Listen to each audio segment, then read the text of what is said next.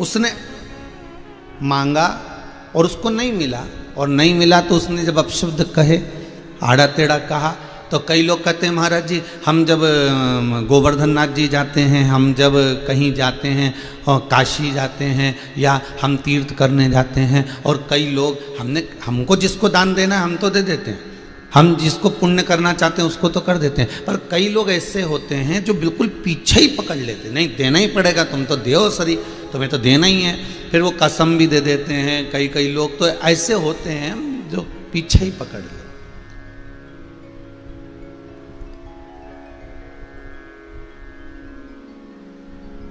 और अगर वो अपशब्द कह दे, अगर वो तुमने नहीं दिया और उसने आड़ा टेढ़ा कह दिया, उसने ताने दे दिए, अपशब्द कह दिया कि तू तो ऐसा है, तू तो वैसा है, तू ऐसा है, तो क्या उसका दोष लगता है? शिव महापुराण की कथा कहती है आपके पास में है और आप अपनी सामर्थ्यता से दान कर चुके हैं, आप अपनी सामर्थ्यता से यदि दे चुके हैं, आप अपनी सामर्थ्यता से यदि कईयों को आपने दे दिया और कोई छूट भी गया तो उसका दोष नहीं।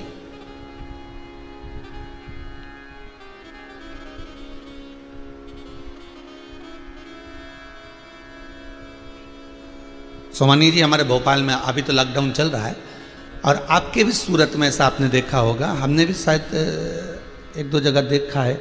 भोपाल में जब हम लाल घाटी के उधर जाते हैं तो वहाँ पर चौराहे पर पूरा के पूरा परिवार वाले ऐसे इकट्ठे रहते हैं और वो गाड़ियों के कांच बजा बजा के और पैसे मांगते हैं, और उनके परिवार वाले वो मदिरा पीकर और व्यसन कर कर एक जगह पर बैठे रहते हैं, और उनके घर की कई माताएं भी वहाँ बैठी रहती हैं, कई पुरुष कई माता, वो कांच बजा रहे हैं, बच्चे दरवाजा बजा रहे हैं और मांग रहे हैं, और नी दो तो फिर वो अपशब्द भी कहते हैं। हमने कई जगह देखा। स्कंद पुराण में एक जगह पर लिखा हुआ है,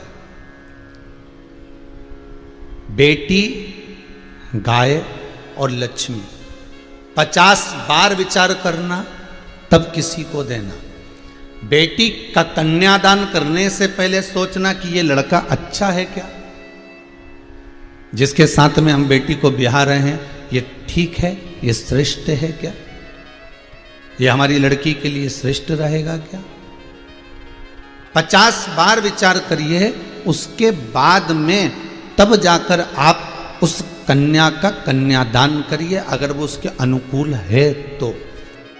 गाय देने से पहले ब्राह्मण के यहाँ पहले जाकर देखो क्या इस ब्राह्मण के यहाँ गाय को रखने की जगह है, क्या इसको गाय को खिलाने के लिए ब्राह्मण के पास में कुछ है। और आपने गाय दी और मालूम पड़े वो दुखी हो तो दोष आपको लगेगा। लक्ष्मी, पैसा ऐसे के कटोरे में देना जिसको भोजन की जरूरत हो, जिसको बहुत जरूरत पड़ रही हो। मालूम पड़े आप ट्रेन में सफर कर रहे हो और कोई बच्चा आ गया और उसने अपने तन का कपड़ा उतारा और पोछा लगाने लगा, लगाते लगाते तन के कपड़े का पोछा लगाकर तुम्हारे हाथ आगे हाथ फैलाया, तुमने 1 रुपया दे दिया। वो अगले स्टेशन पर उतरा, उसने सूंघने का कोई सामान ले लिया, नाक से सूंघ सूंघ कर व्यसन की कोई वस्तु ऐसी ले ली, नशे का कोई सामान ऐसा ले लिया जिसको सूंघ सूंघ कर वो कहीं मर गया। उसके मरने में 1 रुपया तुम्हारा लगा है तो तुमको भी भोगना पड़ेगा।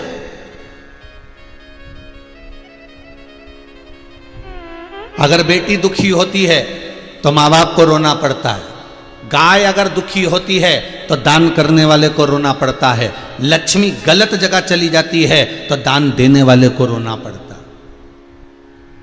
स्कंद पुराण कहती है 50 बार विचार करना बेटी को देने से पहले, 50 बार विचार करना गाय को देने से पहले, 50 बार विचार करना लक्ष्मी को देने से पहले कि तुम किसी ऐसे को तो नहीं दे रहे जिसने केवल ले जाकर गलत जगह पर लगा दिया।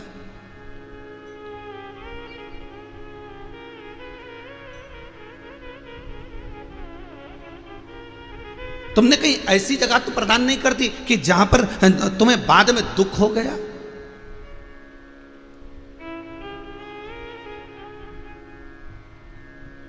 कोई गरुण पुराण कहती है दान पुण्य स्मरण, उस बीच में अगर पड़ भी जाए तो उसका एक फल हजारों गुना हमें प्राप्त हो जाता है। करो दान मना नहीं है, करो पुण्य मना नहीं है, सत्कर्म करो,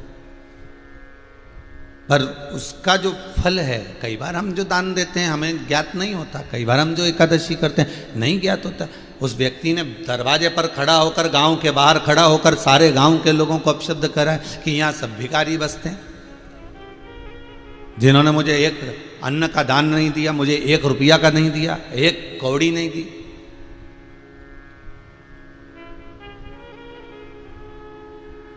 हाथ उठा उठा कर श्राप पर श्राप दे रहा है, बद्दुआ पर बद्दुआ दे रहा है, अपशब्द पर अपशब्द कह रहा है। इतने में उसी गांव का कोई संत उसके पास में आया।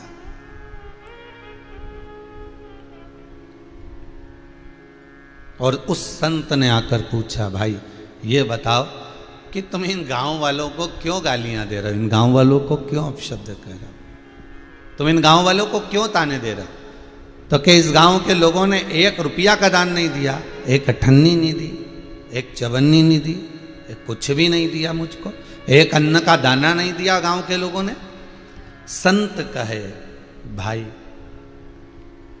इनको गाली देने से कुछ नहीं होगा, कभी आपके गुरु के पास जाकर पूछना कि आज की तारीख लिखकर रखना, तिथि लिखकर रखना, और पूछना कि आज मुझे दान क्यों नहीं मिला, आज मुझे भिक्षा क्यों नहीं मिली, आज मुझे भीख क्यों नहीं मिली। उनसे जाकर पूछो। जब किसी जगह से अगर मन टूट रहा हो, जब मन में कुछ ग्लानियां उत्पन्न हो रही हो, मन में कुछ दुख उत्पन्न हो रहा, मन में कुछ किसी के प्रति तुम आस लगा कर बैठे हो, तुम किसी से आशा लगा कर बैठे हो और वो आस तुम्हारी पूर्ण ना हुई हो, उस आस में तुम्हें कुछ प्राप्त ना हुआ, तो तुम दोष ना दीजिए।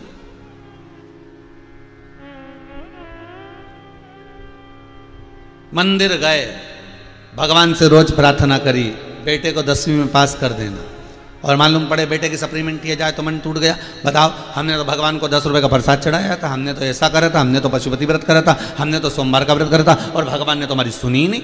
अब इसमें दोष परमात्मा का नहीं है। फिर किसी सतगुरु के पास जाना या एकांत में बैठकर मनन चिंतन करना कि सप्लीमेंटी आई क्यों है,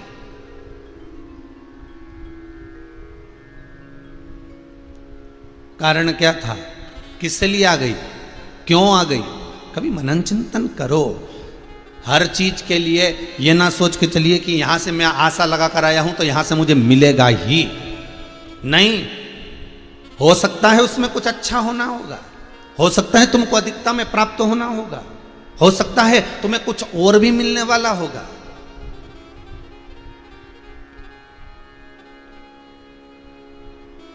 कुछ हो सकता है कि कुछ फल अधिक प्राप्त होने वाला। संत ने कहा आपके जो गुरु हैं आप उनसे एक बार चर्चा जरूर करना और विचार कर लेना। आपके गुरु से ये वाणी बोलना कि हमने इस तारीख को हम उस गांव में मांगने के लिए गए थे तो क्यों नहीं मिला, उसकी बुद्धि में फिर भी वो अपशब्द कहता जा रहा है, फिर भी वो ताने देता जा रहा है, फिर भी वो कहता जा रहा है।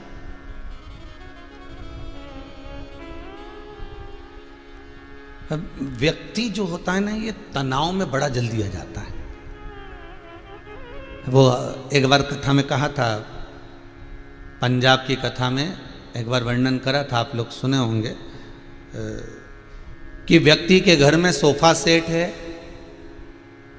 हाफ सेट है, फुल सेट है, डिनर सेट है, सारे सेट व्यक्ति के घर में है, सब कुछ है। सोने का सेट, हीरे का सेट, चांदी का सेट, बर्तन का सेट, डिनर का सेट, सोफा सेट, सारे सेट हैं, बस व्यक्ति अपसेट है। मतलब वो व्यक्ति तनाव में है।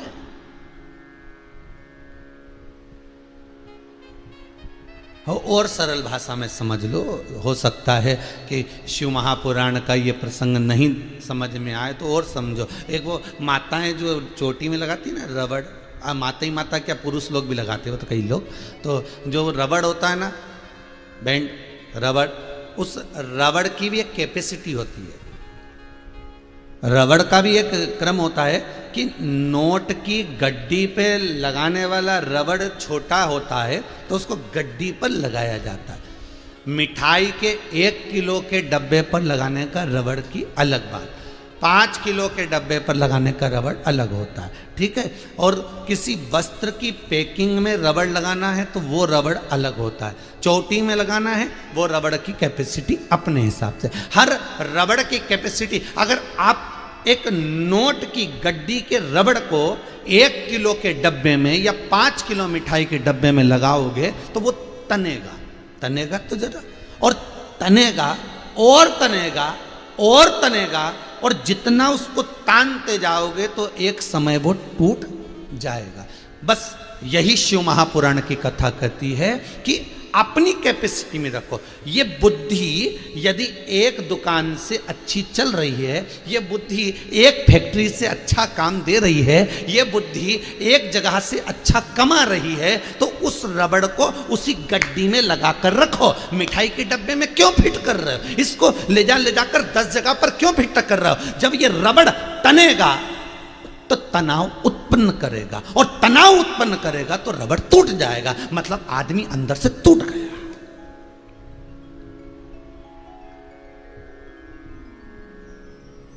जब जब रबड़ को देखना तो याद रख लेना कि इसको ज्यादा तानोगे, जैसे रबड़ तन रहा है, तन तो जाएगा, कैपेसिटी से ज्यादा गया तो टूट जाएगा, परंतु उसको तनना पड़ रहा है, उसको खींचना पड़ रहा है। वो कितना तन रहा है ये रबड़ ही जान सकता है। उसी तरह घर का एक बड़ा व्यक्ति जो होता है, घर का जो बुजुर्ग व्यक्ति होता है, घर का जो कमाने वाला व्यक्ति होता है, वो भी एक रबड़ की तरह होता है। बस उससे निवेदन है कि तेरी बुद्धि, तेरा तनाव, तेरा रबड़पन एक गड्डी में लगने के लायक है। अगर तू एक दुकान से अच्छा कमा रहा है, तू एक व्यापार से अच्छा कमा रहा है, तो इस रबड़ को उसी जगह पर लगा कर रखना। 10 जगह पर इस रबड़ को 5 किलो के डब्बे में अगर लगाने का प्रयास करेगा तो तनेगा, अर्थात तू भी तनाव में आएगा, और तनाव में आ गया तो फिर एक दिन टूट जाएगा, और टूट गया तो ये हॉस्पिटल में लेके लोग भागेंगे और कहेंगे इसको हार्ट अटैक आ गया, और इसको देखो साहब, जरा देखना साहब इसको। तो उसने कहा कि इसका बाईपास करना पड़ेगा, तो बाईपास क्यों करवाया? क्योंकि वो टन गया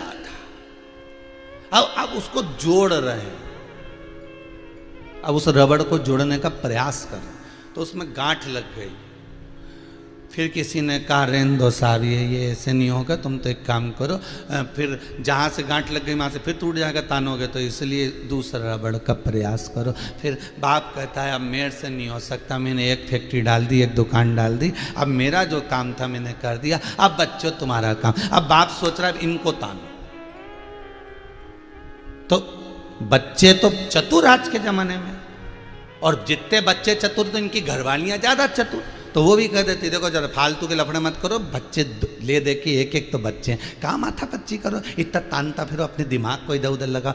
जैसा चल रहा है भोलेनाथ जी चला रहे हैं, प्रेम से खाओ पियो मौज करो, अपनी जिंदगी मस्त जियो। हाँ, माँ बाप ने जो व्यापार खुलाया है, माँ बाप ने जो व्यापार कर दिया है, माँ बाप ने जो 4 चांद लगाए हैं, उसको हमको और आगे बढ़ाना है। हमें ये विचार करना है कि इस व्यापार को बढ़ाया कैसे जाए। हमें 10 जगह नहीं जाना, हमें 10 जगह नहीं पहुंचना।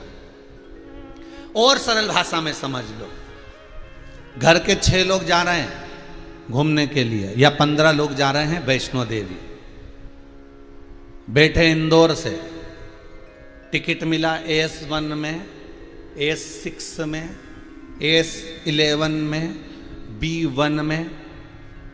अब बेचारा खाने का डब्बा ले जाए, एक एक व्यक्ति को अलग अलग दे दिया। तुम्हारा टिकट, तुमने भी तो कभी टिकट कराया, तुम भी तो कभी घूमने गए होगे। जितने आस्था चैनल पर सुन रहे हो कथा, जितने मोबाइल पर सुन रहे हो, तुम भी तो कभी गए होगे रे, कहीं ना कहीं तो गए होगे। और तुम्हारा भी टिकट इधर उधर आ जाए तो तुम्हारा मन कितना दुखता होगा कि बताओ गजब का काम करा, बताओ 5-6 लोग थे, इधर उधर डाल दिया, माँ एक सीट माँ दे दी तो एक सीट माँ दे दी तो एक सीट माँ दे दी, कितना तनाव उत्पन्न हो गया। जरा सा डब्बा, जरा सा बोगी जरा सा एक सीट, एक बर्थ अलग अलग हो जाती है तो कितना तनाव उत्पन्न हो जाता है कि टीसी आएगा तो उसको दिखाना है, टिकट तो एक ही है, मोबाइल है नहीं, अब क्या करेंगे, और वहाँ कोई कुछ बोलेगा तो बेचारे वो क्या करेंगे। तो तनाव जब उत्पन्न हुआ, उसी तरह जरासी सीट, जरासी बर्थ अलग अलग बोगी में मिल गई, अलग अलग स्थान पर मिल गई तो तनाव उत्पन्न हो जाता है, तो उसको संभाला नहीं जाता। उसी तरह 10 जगह पर तुम काम का फैलारा फैला लोगे, 10 जगह पर तुम व्यापार का फैलारा फैला लोगे, फैलाओ, मना नहीं, पर तनाव में मत आना। रबड़ को नोट की गड्डी में लगाने वाले को नोट की गड्डी में ही लगाना, 1 किलो के मिठाई में लगाने वाले को 1 किलो की मिठाई में लगाना, 5 किलो की मिठाई में लगाने वाले को 5 किलो की मिठाई में लगाना। ये रबड़ गड़बड़ नहीं होना चाहिए, नहीं तो तनाव उत्पन्न हो जाएगा। तनाव आ गया तो टूट जाएगा, और टूट गया तो किसी काम का नहीं रहेगा। टूटना नहीं चाहिए।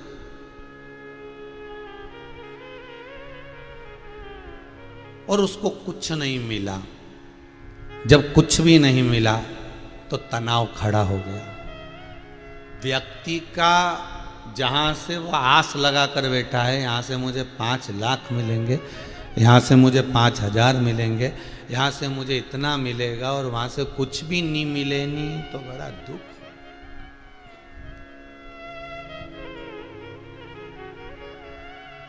बड़ा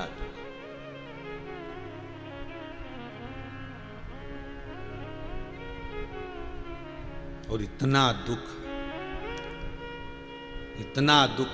कि तनाव में आ गया वो भिक्षुक, वो भिखारी। बस अभी भी अपशब्द कह रहा। जब व्यक्ति तनाव में आ जाता है तो उसके मुख से अपशब्द निकलता है। मन की कुछ इच्छाएं जब पूरी नहीं होती ना तो व्यक्ति तनाव में आ जाता है।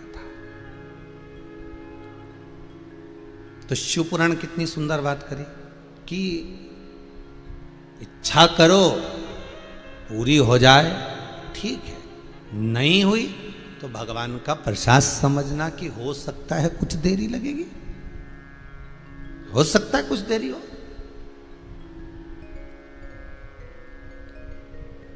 हो जाए तो ठीक है, ना होए तो वो भिखारी, वो भिक्षुक तनाव में आ गया। और अपशब्द कहता कहता अभी संत ने समझाया, गुरु ने समझाया, ज्ञान दिया, पर ज्ञान रहता कितनी देर है सब,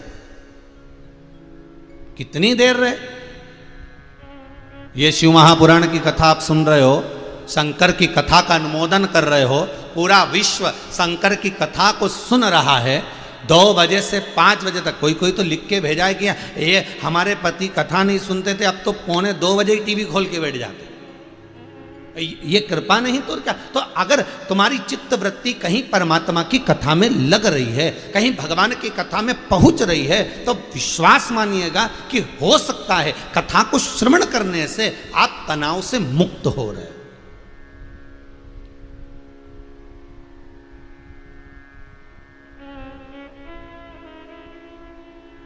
घंटों तक बैठे तनाव मुक्त करने के लिए। किसी गुरुजी ने कहा आंखें बंद कर लो, मौन हो जाओ, अब देखो ऊपर चढ़ते जा रहे हो। अब वो आंख बंद करके विचार कर रहा है, फैक्ट्री में रामकिशन आया कि नहीं आया। अब ये इधर गुरुजी बोल रहे तुम इतने ऊपर चढ़ते जा रहे हो, आंख बंद करो, मौन रहो, और उसको वो फैक्ट्री दिख रही है, रामकिशन आया कि नहीं आया, वहाँ चेक लगाना था, वो लगा कि नहीं लगा, नहीं लगेगा तो प्रॉब्लम हो जाएगी। गुरुजी बोल रहे हैं भगवान दिखा, तो क्या रामकिशन नहीं दिखा। तो मन में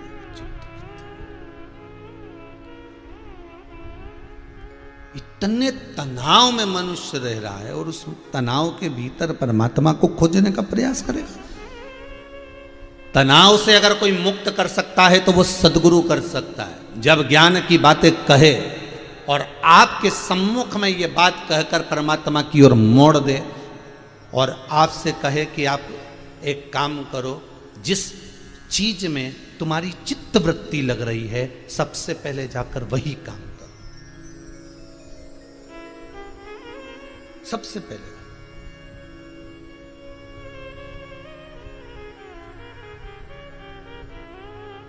जिसमें तुम्हारी चित्तवृत्ति रख रही है, पहले सबसे पहले वही काम करिए। जाइए, आपका मन है कि आज मैं अपनी फ्रेंड से, अपने दोस्त से बात कर लूं, पहले बात करो।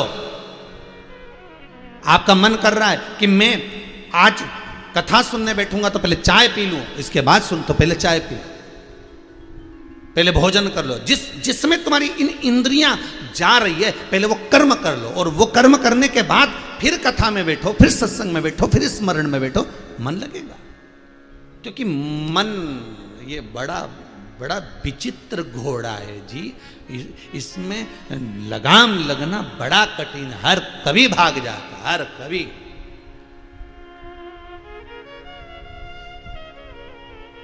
कभी भी भाग नहीं। गया वो भिक्षुक अपने गुरु जी के पास, गुरुदेव, बहुत मानता था गुरु को, और गुरु जी के पास जाकर कहा, गुरुदेव मेरे मन का एक संशय है, और वो संशय ये भारी है कि मैं जहाँ जहाँ गया, एक दरवाजे से नहीं मिला तो दूसरे से नहीं मिला तो चौथे से, कहीं से तो मुझे भिक्षा मिली, कहीं से तो मुझे कुछ मिला, पर एक गांव में मैं गया तो उस दिन मुझे कुछ प्राप्त ही नहीं हुआ।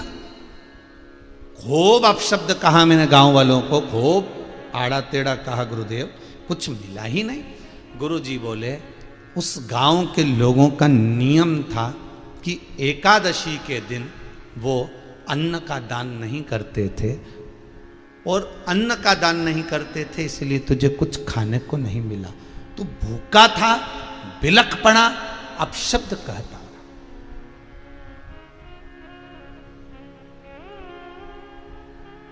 तो भूखा था, बिलख पड़ा, अपशब्द कहता। पर उस दिन तूने कुछ नहीं खाया। तुझे मैं धन्यवाद देता हूं, साधुवाद देता हूं, तुझे मैं बहुत बहुत आशीर्वाद देता हूं कि तेरी जिंदगी को 62 वर्ष हो गए, 62 वर्ष में तू एक बार भी कभी एकादशी का व्रत नहीं करा था, पर गांव वालों ने तेरी एकादशी करवा दी। वो गांव के लोगों ने तेरी एकादशी करवा दी, और गांव के लोगों ने जो एकादशी कराई, उसका पुण्य, उसका आनंद, उसकी प्रबलता, उसका सुख कितना आनंदित है।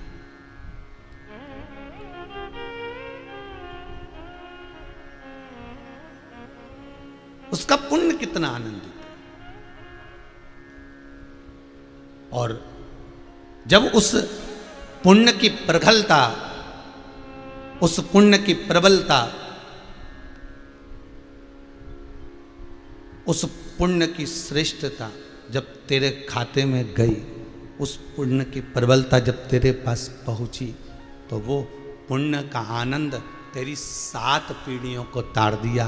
तेरे माता पिता, तेरे दादा दादी, तेरे पूर्वज जो इस परम आनंद सुख को, एकादशी के सुख को, जब घर का कोई बुजुर्ग जाता है, जब घर का कोई बुजुर्ग शांत हो जाता है, जब घर का कोई बुजुर्ग मर जाता है, उसके मरने के बाद एकादशी का दान दिया जाता है। पर तूने अपनी जिंदगी में कभी ना तो अपने माँ बाप को एकादशी दी, ना तूने जिंदगी में कभी अपने दादा दादी को एकादशी दी, ना तूने कभी जिंदगी में कोई सत्कर्म करा। अरे कम से कम तेरे पूर्वजों पर यह बड़ी कृपा हो गई कि तेरे द्वारा भूल से हो गई, पर एक एकादशी तो हो गई।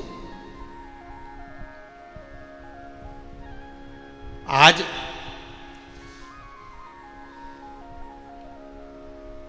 त्रिस्पर्शा एकादशी है। कल कथा में कहा था, आज इतने लोगों ने एकादशी का व्रत करा, जिनने कभी नहीं रखा उनने भी आज रखा।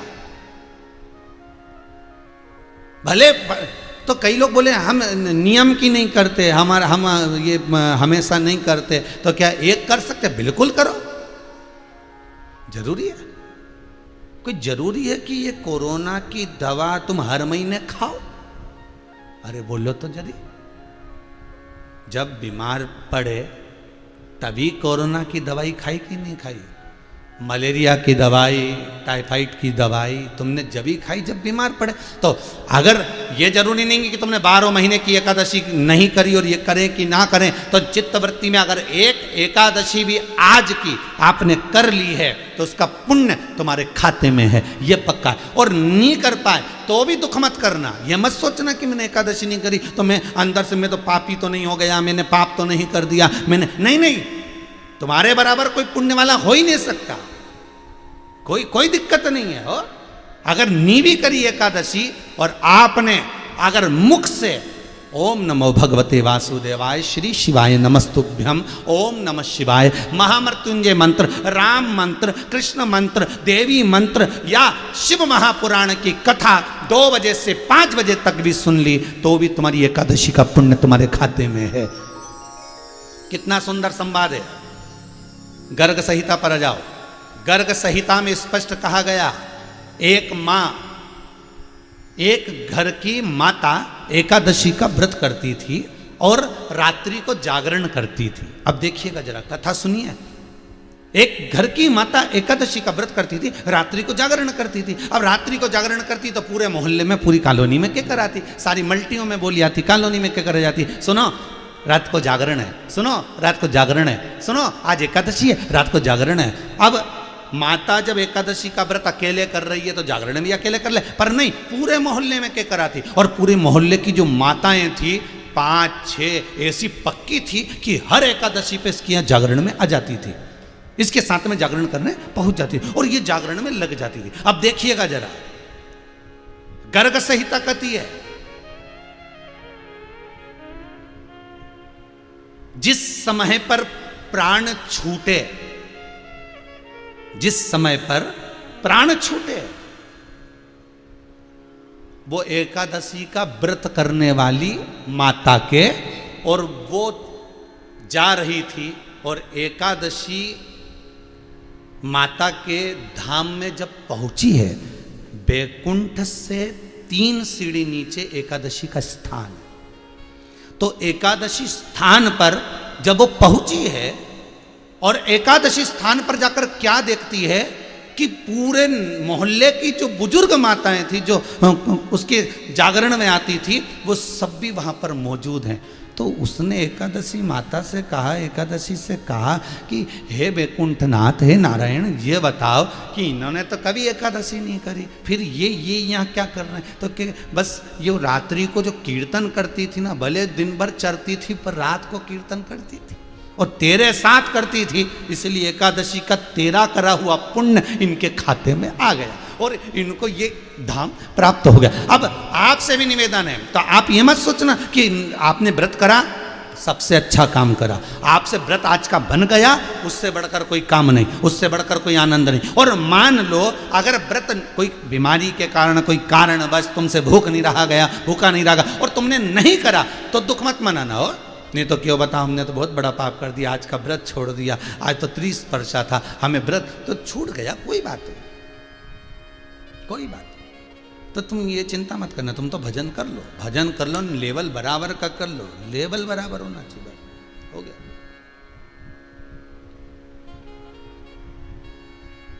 एक सास हरिद्वार गंगा नहाने जाती थी हर साल, बहू बड़ी दुखी रहती थी कि मेरे को तो कभी नहीं ले जाती। बहू इतनी चतुर थी, उसके घर में जो गंगा जी की बोतल हर साल सास भर के लाती थी, उसका ढक्कन भर पानी तवेले में डाल के उसी में बैठ जाती थी। सास गंगा की डुबकी लगाए, ये भगोने में पानी भरा उसमें ही नहाती जाए, हर हर गंगे, हर हर गंगे। अब सास इतनी खुश कि मैं जब मरूंगी तो बैकुंठ जाऊंगी, क्योंकि मैंने खूब गंगा नहाई। पर इससे पहले कोई कारण हो गया, कोई बीमारी ऐसी हो गई कि बहू को जली गई और बहू गई। इसके बाद जब सास मरी तो सास सबसे पहले जब मरकर ऊपर गई तो इसने बहू को जो बैकुंठ में देखा तो इसको चक्कर आ गए, ये तू कहाँ से आ गई, तूने तो कभी गंगा नहीं नहाई, तूने तो कभी तीर्थ गई नहीं, गंगा नहाई नहीं, फिर तू यहाँ कैसे आ गई।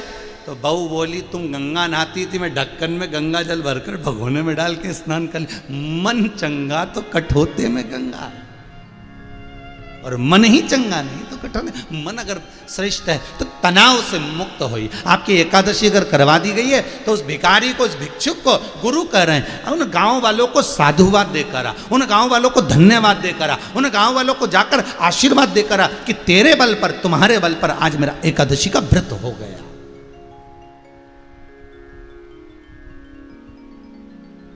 धन्य है साहब,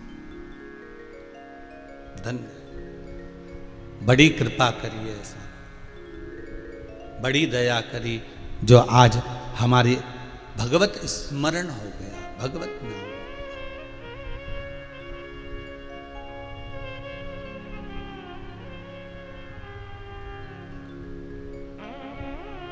ये तेरी ही कृपा है।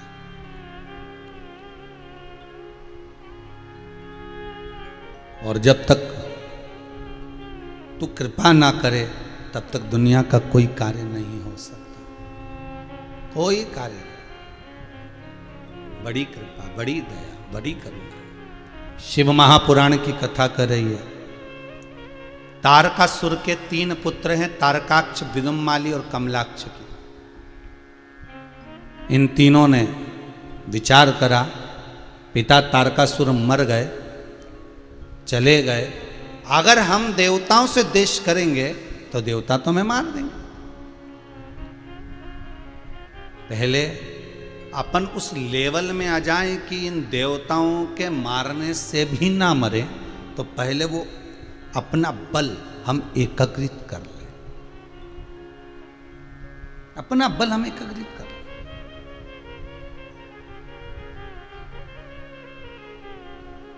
अगर हमने वो बल एकत्रित नहीं करा तो हम भी मारे जाएंगे। फिर निवेदन करूंगा, तारकासुर के पुत्र तारकाक्ष, विदुम्माली और कमलाक्ष की कथा शिव महापुराण में क्यों लिखी गई कि आप कोई भी कार्य करने से पहले अपने आप को पहले इतना प्रबल कर लो कि अगर मान लो थोड़ा बहुत दुख, तकलीफ, कष्ट मिल भी जाए तो झेल सको, झेल सको। ये जो वैक्सीन लगाई जा रही है, टीके लगाए जा रहे हैं कोरोना के, महामारी के, ये क्यों लगाए जा रहे हैं? उसका कारण क्या है? 2 डोज क्यों लगाया जा रहा है? इसलिए लगाया जा रहा है कि आपकी बॉडी, आपका शरीर इतना प्रबल हो जाए कि अगर वो महामारी, वो वायरस आपके भीतर प्रवेश भी करे तो ये शरीर पर से निकल जाए पर फेफड़ों तक ना पहुंचे।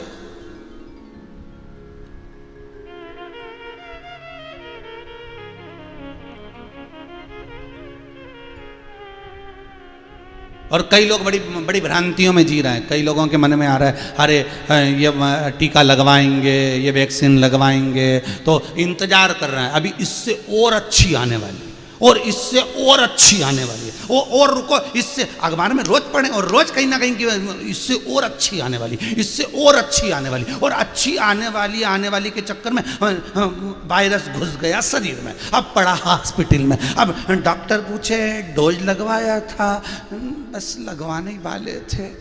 क्यों? 52 साल की उम्र है, 45 वालों को तो पहले लगा है, तुम क्या कर रहे थे? बस इंतजार में थे अच्छी आने। ये उसी में की हाल है महाराज।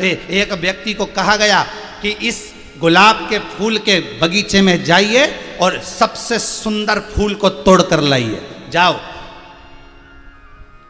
जो सबसे सुंदर फूल होगा उसको तोड़कर लेकर आना। भेज दिया बगीचे में, और गुलाब के फूल के बगीचे में जब व्यक्ति गया, उसने जाते सी देखा इतना बड़ा गुलाब का फूल, इतना सुंदर, उसने कहा तोड़ लूं। पर उसने विचार करा, अंदर जाता हूं, इतना बड़ा बगीचा है, इससे अच्छे और होंगे। पर उससे कहा गया एक रास्ते से निकल कर चले गए तो वापिस उस रास्ते पे मत आना, बस उसी रास्ते पे चलते जाना, वापिस पलट कर आओगे तो मर जाओगे, भस्म हो जाओगे। उसने कहा ठीक है, चलता गया, इतना सुंदर गुलाब का फूल, पर अभी नहीं तोड़ूंगा, इससे अच्छा और आगे होगा। और आगे गया, उससे बड़ा मिला, कितना सुंदर है, तोड़ लेता हूं, पर इससे अच्छा और आगे हुआ था। और आगे गया, और आगे जाकर देखा बहुत सुंदर फूल था, और आगे गया, और उसने सोचता सोचता और अच्छा मिलेगा, और अच्छा मिलेगा, और अच्छा मिलेगा, और मालूम पड़े गेट के पास में आ गया, वापिस जा नहीं सकता। और वहाँ पे जो फूल लगा था ऐसा इतना सा, और वो की भी पंखड़ियाँ सब मुरझाई हुई थी। उसने सोचा क्या करो, वापिस जा नहीं सकते, आखिरी में वही फूल तोड़कर लेकर आना पड़ा, वही फूल तोड़कर लेकर आना पड़ा। होता है, शादी ब्याह में भी ऐसे होता है। लड़के के लिए लड़की देखी, पहला बायोडाटा आया, अभी तो और देखेंगे, अभी तो और देखेंगे, इतनी बढ़िया लड़की आई, प्रथम बार में ही अच्छी आ गई, पहली बार में ही अच्छा गुलाब का फूल सामने आ गया। पर नहीं, इससे भी अच्छी आएगी, लड़का अपना बढ़िया बढ़िया काम काज, इससे जोरदार देखेंगे, इससे जोरदार देखेंगे, इससे जोरदार देखेंगे। नहीं, देखता देखता देखता देखता, और बाद में जो मिली तो ऐसी मिली चंद्र घंटा। अब ढूंढ ले, गुलाब का फूल मिला, पंखड़ी भी मुरझाई हुई थी।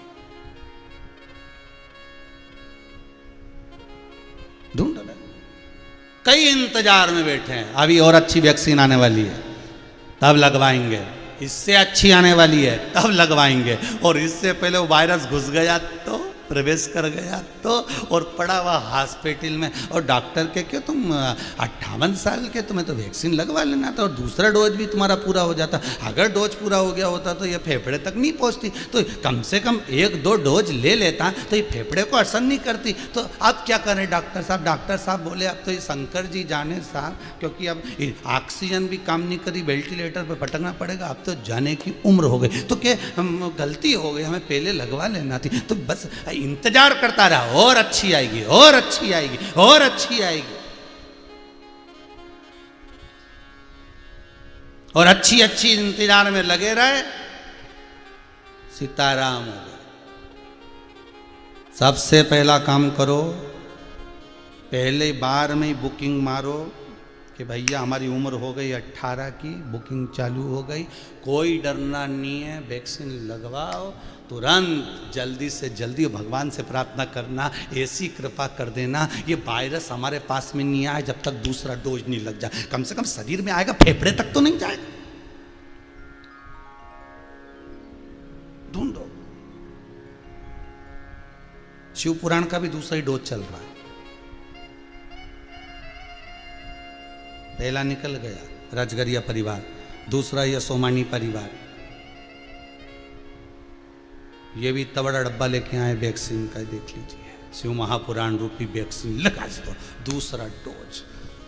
अब थोड़ा सा फिर ये डोज लगने के बाद थोड़ा सा मन को कूल शांति महसूस हो रही कि अब थोड़ा भगवान ने कृपा कर दी है, भगवान करुणा कर दिया।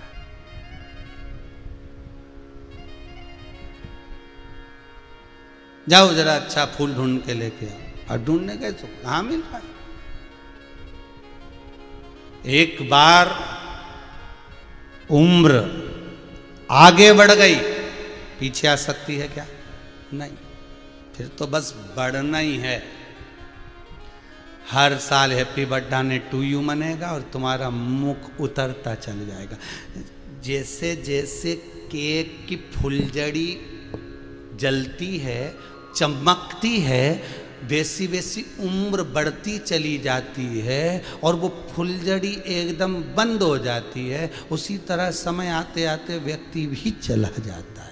इसलिए जब जब केक काटो तो सावधानी से काटना दादा, कि ये हमें कुछ मार्गदर्शन कर रहा। इसलिए शिव पुराण की कथा कहती है, जब कोई शादी की सालगिरह आए, जन्मदिन आए, शिव पुराण कहती है कि कोई सत्कर्म करने का विचार करना। मेरी 25 भी आ रही है, मेरी 50 भी आ रही है, मेरी 23 भी आ रही है। एक काम करूंगी, मैं शिव पुराण की कथा करवाऊंगी, मैं भगवान का भजन करवाऊंगी, मैं कथा स्मरण कराऊंगी, मैं शंकर का अभिषेक करवाऊंगी, मेरा जन्मदिन आ रहा है, मैं भगवान का ये भजन कर, मैं ये अनुष्ठान करूंगा। कुछ ना कुछ परमात्मा को उसमें जोड़ना।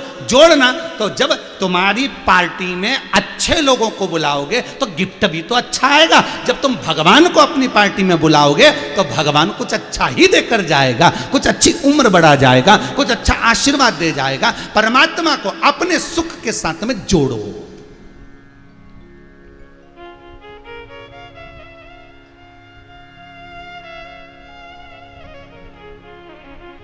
उस परमात्मा को जोड़ने का प्रयास करो।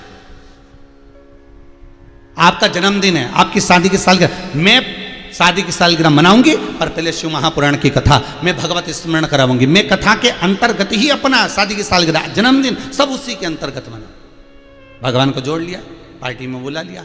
भगवान भी सोचे अब ऐसे थोड़ी ना जाएंगे, गिफ्ट थोड़ा भारी लेकर जाएंगे। तो किसी ने पूछा क्या गिफ्ट लेकर जा रहा है? तो भगवान विष्णु ने कहा पहले यमराज से मिलकर आता हूँ, पूछ के आता हूँ कि इसकी उम्र कितनी है। तो यमराज ने कहा ये इसकी उम्र तो इतनी सी, बच जाएगा, इतनी उम्र। भगवान बोले फिर तो हम पार्टी में जा रहे हैं और हम जा रहे हैं तो उम्र तो बढ़ा के आएंगे, चाहे कुछ भी जाए। लक्ष्मी यमराज बोले तो तुम जाओ मत ही, तो क्या बुलाया, कथा ही ऐसी रखी कि जाना ही पड़ेगा। तो भगवान भी कहे फिर ठीक है उम्र बढ़ाया, बाकी का देखेंगे। तो इसकी उम्र का क्या करें? तो क्या फिर दूसरे की उठा लाना, इसके छोड़, खत्म। उसको जोड़ लो, उसको अपना बना लो। और जिस दिन परमात्मा अपना हो गया, जिस दिन भगवान अपना, कभी कभी कहा करो तुम्हारे घर में मेहमान आते हैं तो तुम तुरंत कह देती हो ये देखो ये वाला रूम जो है ना बेटे का है, अच्छा वो वाला हमारा है, अच्छा। और ये जो हॉल है ना ये भी बहुत बढ़िया है, बनवाया बच्चों ने। और ये जो भगवान है इसमें जो छोटा वाला ठाकुर जी है ना लड्डू गोपाल, ये हमारी सास के हाथ का है, ये हमारी सास के हाथ का, ये हमारी सास का। तुम्हें कहना चाहिए था ये मेरे भगवान की बड़ी कृपा हुई है, सासू माँ के ठाकुर जी की सेवा मुझे मिली है। वो चली गई पर सेवा मुझे दे गई। और जब से ये ठाकुर, जब से ये शंकर, जब से ये देवता मेरे यहाँ पर हैं, सारा सुख मेरी जिंदगी को मिल गया। इनकी सेवा मुझे मिली, ये मेरे हैं, ये मेरे अपने, ये दूसरे के नहीं, मेरे अपने। पहले अपने आप को बलवान बनाओ। तारका सुर के 3 बेटे तारकाक्ष, विदुमाली और कमलाक्ष के तीनों अपने आप को बलवान बना रहे हैं।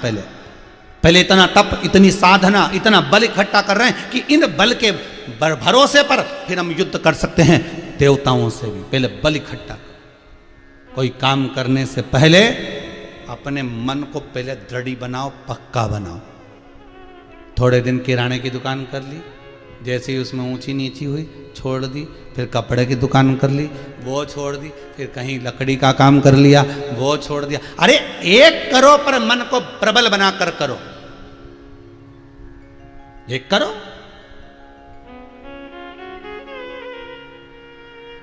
एक गुरुजी ने अपने चेलों से कहा, 2 से जाओ नीचे 50 फीट का गड्ढा खोदना और 1 लोटा पानी भर के लाओ पीने के लिए। चले गए खड्डा खोदने के लिए, पानी लेकर आओ, जाओ 50 फीट खोद लेना, पानी लेकर आ जाओ। एक गया तो वो यहाँ भी खोद लिया, वहाँ भी खोद लिया, वहाँ भी खोद लिया, वहाँ भी खोद लिया, पानी नहीं मिला। और एक था तो खोदता गया, 50 फीट आ गया पर पानी नहीं निकला, तो और खोदता गया, पानी और नहीं निकला, और खोदता गया। आखिरी में पानी मिला, लोटा भर के गुरुजी के पास आया। गुरुदेव ने पूछा, लिया आया बेटा? हाँ, ये लो पानी। दूसरे से पूछा, तू नहीं लाया? तो कि मैंने तो 10 जगह मैंने खोद कर देखा पर पानी नहीं निकला। तो गुरुजी ने पूछा, कितनी जगह खोदा? कि 10 जगह खोदा। और उसने 1 जगह खोदा। शिव महापुराण की कथा कहती है, एक साधे सब सधे। एक का भजन इतना कर लो, एक का स्मरण इतना कर लो कि फिर वही तार दे, इतना उसका मनन चिंतन कर लो।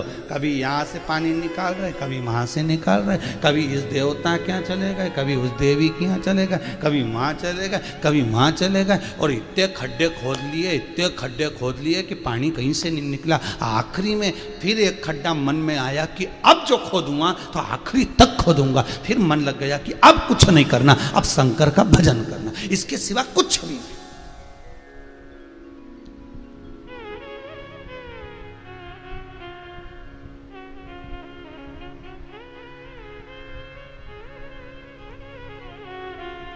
भिवानी से रविंदर जी कोई हैं, उन्होंने एक प्रश्न किया भिवानी से। उन्होंने एक प्रश्न क्या करा है सोमानी जी? वो प्रश्न करते हैं कि सारे धर्मों में एक देवता होते हैं। हिंदू धर्म के अंतर्गत 33 कोटि देवता होते हैं, क्या हिंदू धर्म के अंतर्गत एक देव नहीं? हमने कहा क्यों नहीं, हिंदू धर्म में भी एक देव है, वो महादेव है। तो कहा फिर ये 33 कोटि देवता कैसे हो गए? हमने कहा 33 कोटि देवता अलग अलग कर्म के हिसाब से, अलग अलग रिवाज, अलग अलग पुण्यता के भाव से अलग अलग कार्य को करने के लिए अलग अलग देवता को प्रकट किया। रविंदर जी अच्छे से सुन लेना, एक ही देव था। पानी के उस जलाशय में एक बुलबुला जो उत्पन्न हुआ था, उसमें एक बिंदु था, वो शिव है। इसलिए ब्रह्म कुमारी आश्रम में जाओगे तो वो भी आपको बताएंगे कि केवल एक बिंदु से ये सृष्टि पूर्ण हो गई, ये देवता पूर्ण हो गए, एक बिंदु। और वो बिंदु है देव अधिदेव महादेव। तो फिर ये बाकी के 33 कोटि देवता कैसे हो गए? तो तो भैया और सरल भाषा में समझ लो, जैसे एक लड़के की शादी होती है तो शादी में उसका एक फोटो खिंचा दो बस। शादी में कितने फोटो खिंचाते हो? एक फोटो खिंचाओ कि ये दूल्हे का एक फोटो है, साफा मापा बांध ले और जब बढ़िया मोर मोर लगा ले, तुर्री उर्री और बढ़िया कपड़ा पहन ले, तो एक फोटो खिंचा लो। फिर इतनी बड़ी एल्बम बनाने से कौन सा मतलब है? एल्बम क्यों बनवाई? बोलो जल्दी से, इतनी बड़ी एल्बम क्यों बनवाई? तो क्या है, एल्बम तो बनाना पड़े। तो क्या जब एक ही व्यक्ति है तो इतने सारे फोटो क्यों उसके? एक खिंचवा लो बस और एक लगा दो। तो फिर एल्बम क्यों बनाई? तो क्या एल्बम इसलिए बनाई कि जब पहली बार माता पूजन गया तब माता पूजन का फोटो, फिर मंडप हुआ तो मंडप का फोटो, फिर हल्दी लगी तो हल्दी का फोटो, फिर तोरण लगाया तो तोरण का फोटो, फिर माला पिणाई तो माला का फोटो, फिर भावर हुई तो भावर का फोटो। तो इतने सारे, तो ये तो अकेला ही ना, उसी का ही फोटो है नहीं। इतने सारे फोटो जो खींचे है तो एक का ही कि और दूसरा आ गया? दूल्हा चेंज होता है क्या? अरे बोलो तो नहीं होता ना, है तो वही, तो एक ही फोटो रख लो। फिर इतने सारे फोटो क्यों बनाए? तो क्या अलग अलग जगह का है ना, इसलिए फोटो इतने सारे इकट्ठे हो गए। उसी तरह भगवान तो एक ही है, देव अधिदेव महादेव एक है, बस अपने भक्तों के लिए रूप रख रख कर आता रहा। तो इसके इतने सारे फोटो इकट्ठे हो गए कि 12 ज्योतिर्लिंग देखो तो उनके फोटो ही हैं। कहीं सोमनाथ बन गया, कहीं महाकाल बन गया, कहीं काशी विश्वनाथ बन गया, कहीं बद्रीनाथ बन गया, कहीं केदारनाथ बन गया, कहीं यमुनोत्री बन गया, कहीं गंगोत्री बन गया, कहीं विश्वकर्मा बन गया, कहीं शनि महाराज बन गया, कहीं राहु बन गया, कहीं केतु बन गया। एक ही है पर फोटो ढेर, एल्बम बहुत बड़ी हो गई। ये वही एक ही है, दूल्हा भी एक ही है। नहीं, बेचारे का मंडप का फोटो, हल्दी लगे वो का फोटो, माता पूजन हो उसका फोटो, तो फोटो ही। और अंदाजा लगा लो, देखो वृंदावन में भी कितना फोटो है। देखो भगवान शंकर गोपेश्वर बन गया, गोपी बना, फोटो है कि नहीं? ये महाकाल बना, दूषण नाम का राक्षस का संहार करा, सोमेश्वर बना, चंद्र को दर्शन दिया, सोमनाथ बना, काशी विश्वनाथ बना, शनि महाराज का पांव अच्छा करा, मनु शत्रुपा को दर्शन दिया, केदारेश्वर बना, तारकासुर के 3 पुत्रों का संहार करा। तो ये जो इनके जो फोटो खिंचाए ना, तो ये ढेर सारे हो गए। तो 33 कोटि देवता हो गए, 33 कोटि। तो कहा ये इतने सारे फोटो, तो क्या ये गणेश पूजन का है, ये माता पूजन का है, ये मंडप का है, सारा देवता अलग अलग कर दिया है। गणेश जी को गणेश पूजन, माता पूजन, ये पूजन, वो पूजन है एक ही, पर बस फोटो इतने सारे इकट्ठे हो गए, एल्बम बहुत बड़ी हो गई। तो हिंदू धर्म में ये एल्बम बहुत बड़ी है, 33 कोटि देव, पर है एक ही, वो देव अधिदेव महादेव। पूछा एक बार, भगवान पार्वती जी की आदत थी, हर पूर्णिमा के दिन, पूनम के दिन पार्वती कहीं भाग जाती थी। पूनम के दिन, पूर्णिमा के दिन पार्वती जी गायब। शंकर जी के बिल्कुल नहीं मालूम कि कहां जाए। शंकर जी तो बढ़िया अपनी मस्ती में घोटा लगाया और अपनी मस्ती में धुनी रमा के जो बैठे। अब इनके मालूम ही नहीं पड़ता था कि कहाँ जाए। हर पूर्णिमा को पार्वती जी गायब हो जाए। अब पार्वती मैया हर पूनम के दिन गायब हो जाए तो बड़ी टेंशन, बड़ी चिंता। आखिर ये जाति का शंकर जी को नहीं मालूम था, बहुत दिन तक नहीं मालूम पड़ा, सालों साल हो गए शिव जी के मालूम ही नहीं कि पूनम के कहाँ जाए। अच्छा, ऐसा भी नहीं है कि और कोई तिथि को, एकादशी को चली जाए, दशमी को चली जाए, प्रदोष को चली जाए, दूज को चली जाए, चतुर्थी को चली जाए, पर जाए भी कौन से दिन? अरे जम के तो बोलो रे, जितने आस्था के सामने बैठे हो, बोलो कौन से दिन जाए? पूनम के दिन ही जाए वो पार्वती, पूनम के दिन चली जाए। अब एक दिन भगवान भोलेनाथ जी आवाज लगाए पार्वती को, गौरा, ए गौरा, अरे ओ गणपति की महातारी, अरे ओ गणेश की अम्मा, कार्तिकेय की माता, सदानंद की माता, पार्वती कहाँ है? वो तो गई पूनम थी, चली गई। शंकर जी के आज गुस्सा आ गया भोलेनाथ जी के, और भोलेनाथ जी के गुस्सा आया, आज आन दे इसको, पति तो पति है भाई, हर पूर्णिमा के कहीं जाए तो पूछना तो पड़े कि नहीं पड़े हैं कि कहाँ के आखिर बात क्या, तो पत्नी को भी बताना पड़े कि आज हमारी सहेली के यहाँ किटी पार्टी थी, कल शीला के यहाँ थी, तो आज बिमला के यहाँ, तो फिर कमला के यहाँ, तो हमें तो किटी पार्टी में जाना, तो यहाँ बताना तो पड़े ना, गई कहाँ थी तू, किस जगह पर गई थी। शंकर जी जैसे ही आई पार्वती, और शिव जी ने पूछ लिया क्यों किनंग गई थी तू, गई कहाँ थी ये बता, कहाँ गई थी। पार्वती जी बोली बस ऐसे ही चली गई थी। नहीं मेरे को मालूम है तू 3-4 पूनों देख ली है, 3-4 पूनम पे तू गायब हो जाती है, मैंने देखा तुझे अंदाजा लगा के, तू ये मत सोचा कर कि मैं घोट के चकाचक हो।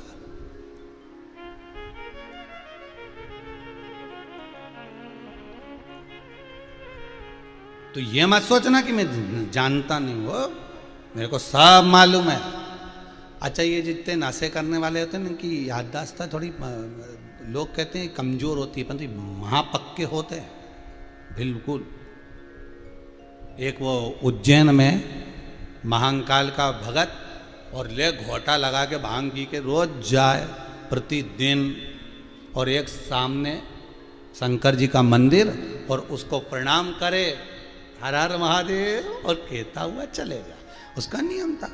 अब भादों का महीना आ गया, भादों के महीने में वो शंकर जी के मंदिर में अच्छी झांकी माकी सजा के लोगों ने गणेश जी को बिठा दिया।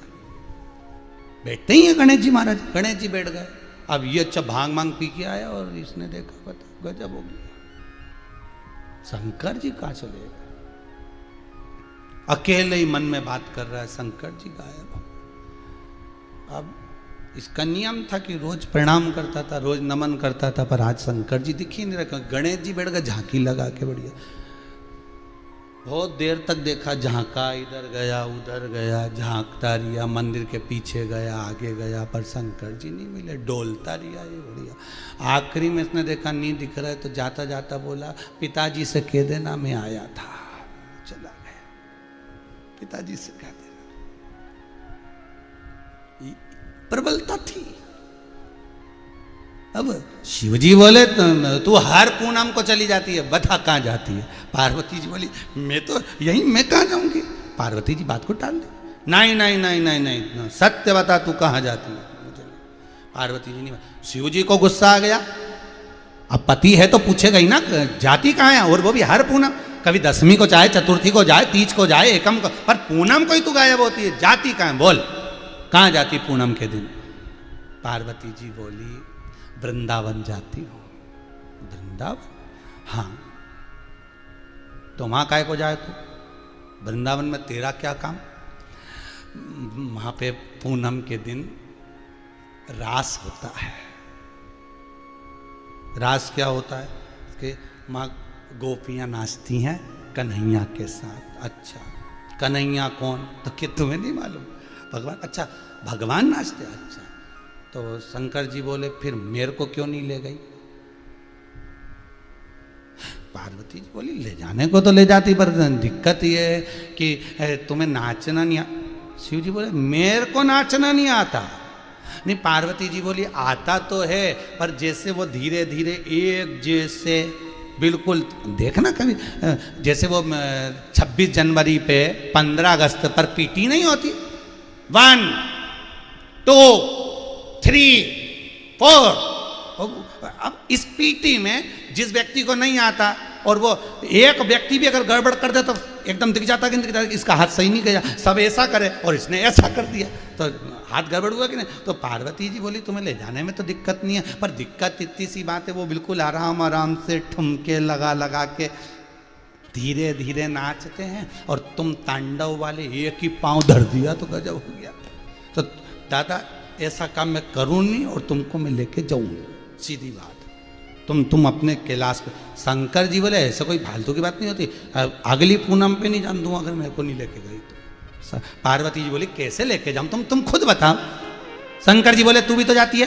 तो पार्वती जी बोली वहाँ कोई पुरुष नहीं रहता, सारी स्त्री। शंकर जी बोले तो अच्छा ऐसा है तो एक काम कर, मुझको भी स्त्री बना दे। पार्वती जी बोली बनाने को बना, तो ये इतना बड़ा ये ततैया का झुड्डा लगा, इसका क्या करूँगी।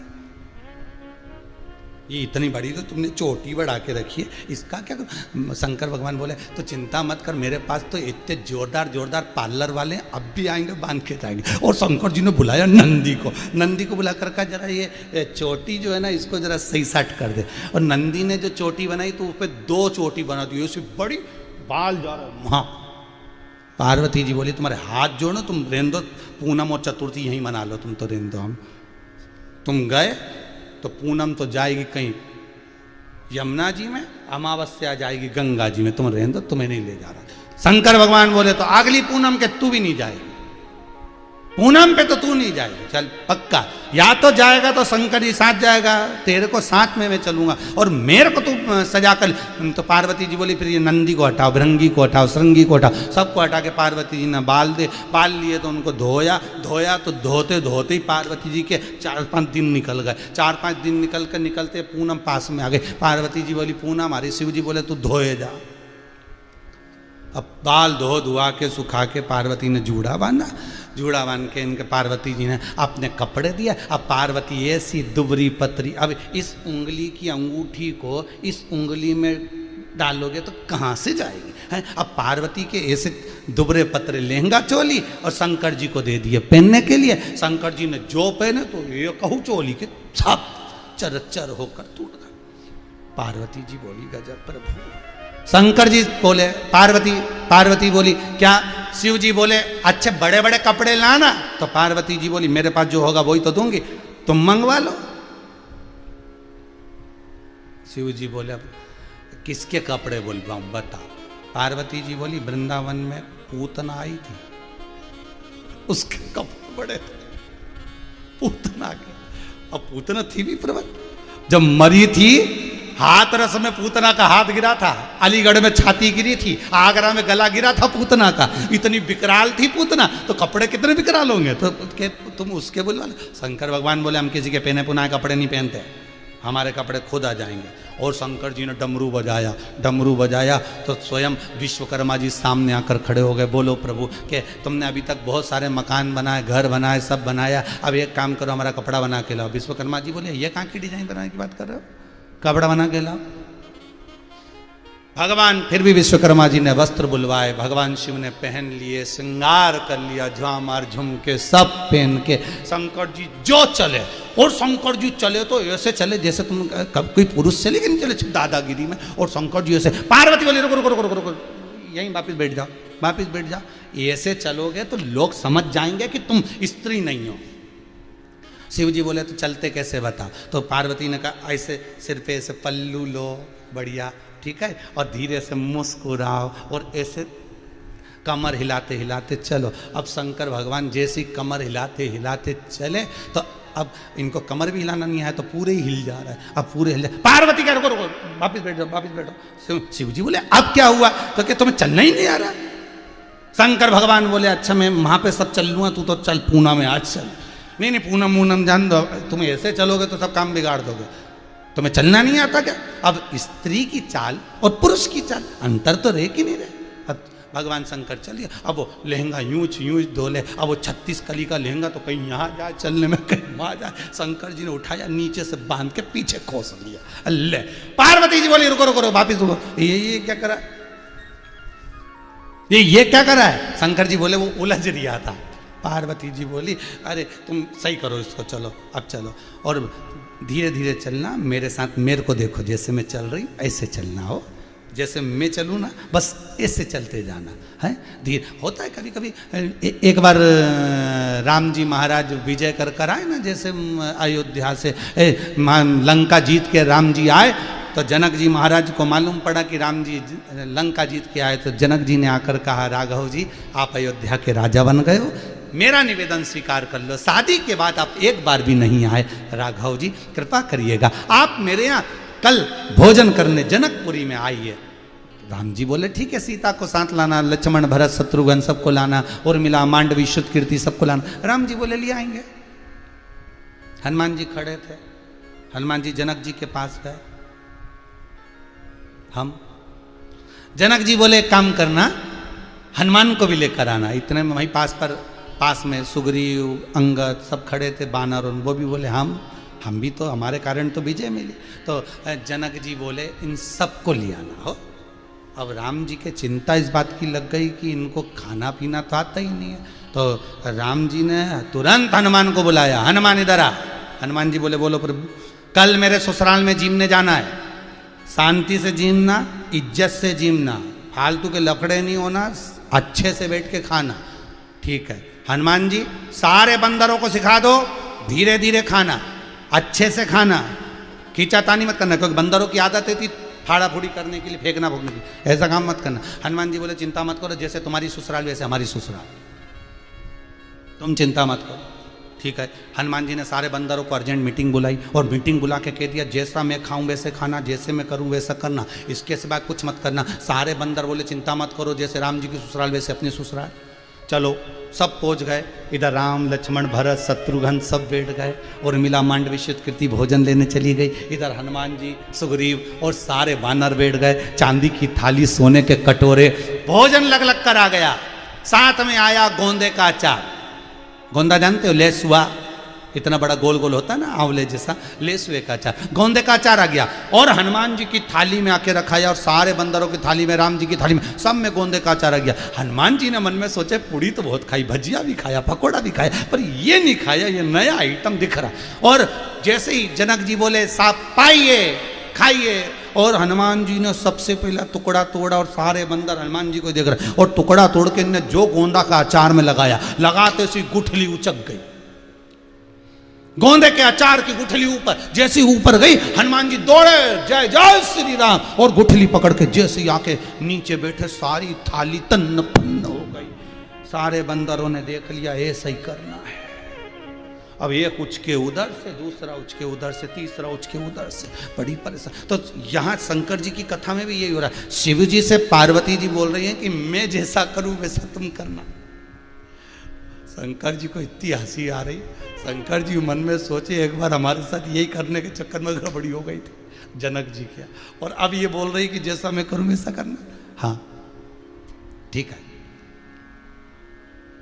इतना घूंघट डाल दिया और घूंघट डालकर जो वृंदावन में पहुंचे शिव और पार्वती, पूनम की रात्रि रास प्रारंभ हुआ। शंकर जी इतना सुंदर रास कर रहे थे, कदम से कदम मिलाकर चल रहे थे, पर थोड़ी देर तक तो चले और उसके बाद जब ये पूरे रम गए, पूरे रम गए, और रमने के बाद जो दो चार पांव पटके इनमें, पार्वती जी धीरे से बाजू में आके बोली धीरे, गोपी जैसे। शिव जी बोले गड़बड़ी हो रही क्या, पांव बहुत तेज तेज पटक रहे हो, रास गरबे में जरा धीरे धीरे। शंकर जी ने जो पटका, एक हाथ इधर से लेके इधर घुमाई रहे थे तो इधर वाली 3-4 पटक दी उधर और उधर वाली पटक दी उधर। पार्वती कन्हैया समझ गए कोई अलग से आया, कोई अलग से आया, जरूर कोई बदल गया है, कोई बदला हुआ दिख रहा। कन्हैया ने पूछा कौन हो गोपी? गोपी तो पल्लू खींच ली तक घूंघट। कन्हैया बोले मुख तो दिखाओ, हो कौन? शंकर जी अंदर से बोले हम तो इनकी सहेली हैं। कन्हैया ने जो माँ जगत जननी जगदम्बा को देखा, उनकी बड़ी सी बिंदी और नाक की नथनी से पहचान कर कन्हैया हाथ जोड़ लिए, माँ आप यहाँ? पार्वती मैया आप यहाँ? पार्वती जी खिलखिलाकर हंसी और इशारा कर दिया ये भी है साथ में, अकेली नहीं, ये भी साथ में। कन्हैया जी बोले पांव की धाक से समझ गए थे, जो ब्रेक डांस वाला होता है ना वो कथक नहीं कर पाता है, क्योंकि उसकी आदत बड़ी होती है ब्रेक डांस करने की। उसको कथक कराओगे तो आएगा क्या? हम समझ गए, इसलिए लेकर मैं आई। पार्वती से बोले है तो वही शंकर। जितने लोग कथा सुन रहे हो ध्यान से सुनिएगा, है वो एक ही शिव, वही सोमनाथ, वही महाकाल, वही विश्वनाथ, वही केदारेश्वर, वही भीमाशंकर, वही नागेश्वर, वही हर जगह पर रहने वाला मेरा मल्लिका अर्जुन हो, चाहे गोपेश्वर हो, चाहे भूतेश्वर हो, है वो एक ही। कभी नारायण बन गया, कभी ब्रह्मा बन गए, कभी इंद्र बन गए, कभी जलदेव, कभी वरुण देव, कभी गरुण देव, ये है एक ही दूल्हा, पर फोटो अलग अलग जगह के हैं, इसलिए एल्बम बड़ी हो गई है, नहीं तो है तो एक ही। और वो देव अधिदेव महादेव है, वो कोई दूसरा नहीं है, एक ही है।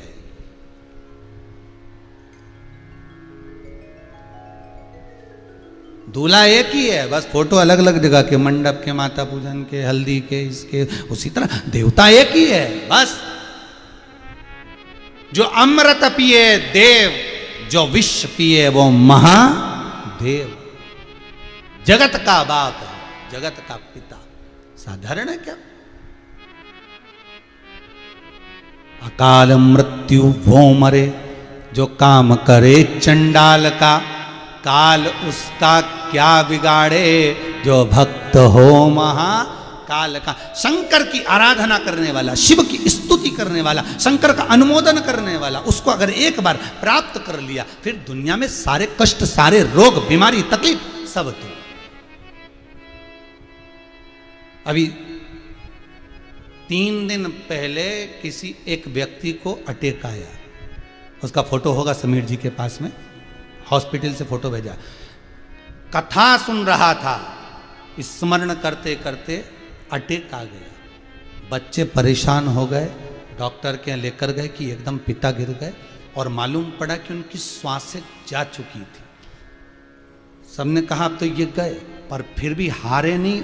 कथा सुनते हुए बाप मोबाइल पर कथा सुन रहा था, बस गिर गया, चक्कर खाए नीचे, तुरंत बच्चे लेके भागे और ले जाकर सीधे हॉस्पिटल में जब दिया तो क्या देखते हैं श्वास चल तो अभी कमी रही है, कुछ ऐसा नहीं है कि निपट गए, फिर भी देखें। और जो पंप आदि दिया, पर कथा नहीं छूटी। कथा उनके सिराने पे जहाँ भी पंप दे रहे थे वहीं चलती रही, और वो व्यक्ति आज अच्छा हो गया, और कथा कोई चीज़ की जरूरत नहीं पड़ी, और अटैक से भी बच गया। उसका फोटो भेजा उसने, उनके बच्चों ने। समीर जी के पास हो तो आस्था चैनल पर दिखाओ, हॉस्पिटल में बैठ, और अभी भी कथा नहीं छोड़ रहा, 1 सेकंड की ना छूटे। शंभु है, शंकर है, स्मरण।